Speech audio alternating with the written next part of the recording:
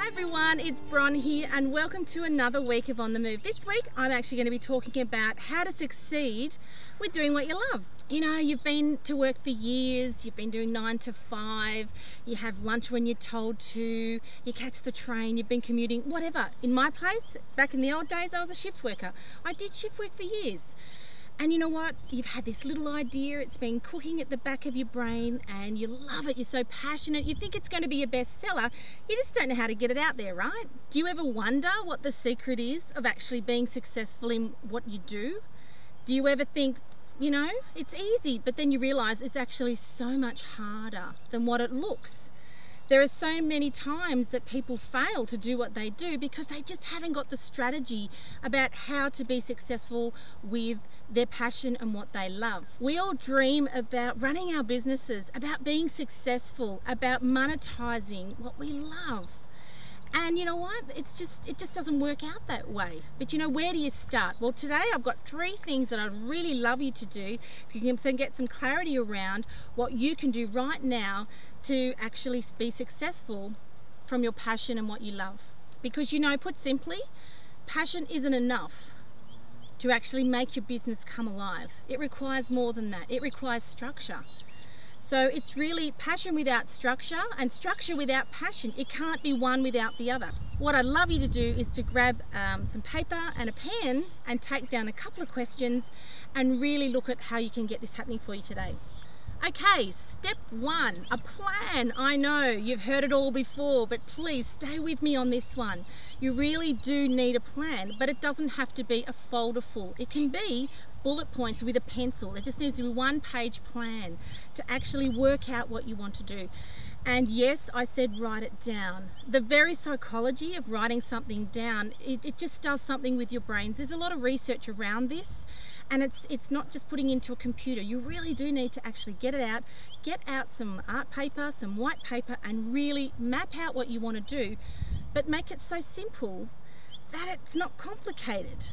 Does that make sense? I trust it does. So once you spend some time planning, and a lot of it is in the planning that's really important, what I'd love you to do is set aside 4 hours. What I'd love you to do is set aside 4 hours on how you want to structure out the next 12 months. And the way we do that is it's called reverse engineering. So you start with what you want in 12 months time and we work back. So what do you need to do today to be able to get that 12-month goal working?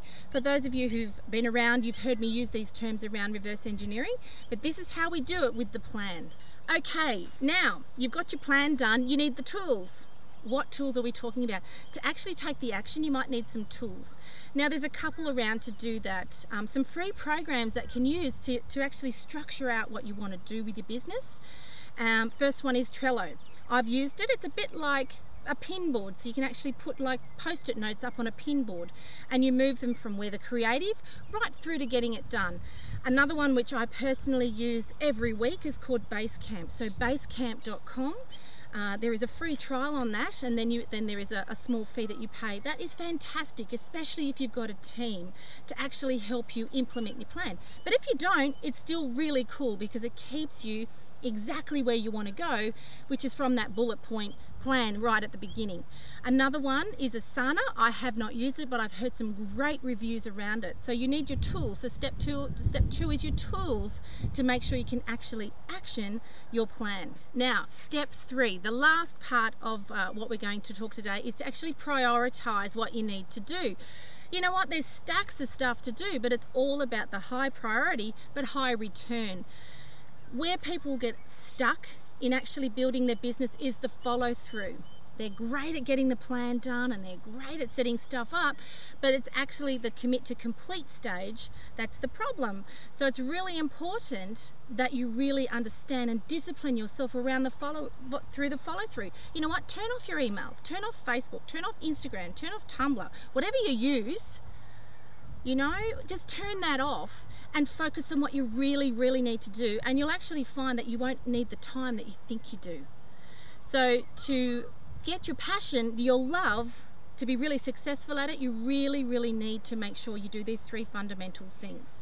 Okay, so you want to start with your plan, keep it simple, and then you want to find the tools that are going to work for you. You know, I'm not great at a 90-day plan. I have tried it many times, and it's the detail. So therefore I know that I need to just get the bullet points of that reverse engineering, just those few things that I need to do. That's all you've got to do this week, Bron, and that's it. So stick to what you need for the high priority, because high priority, high return. It might not necessarily be money, but it's what's going to get you return to actually then get the results that you want. So I trust that helps, turning your passion and your love into a business. You need the structure.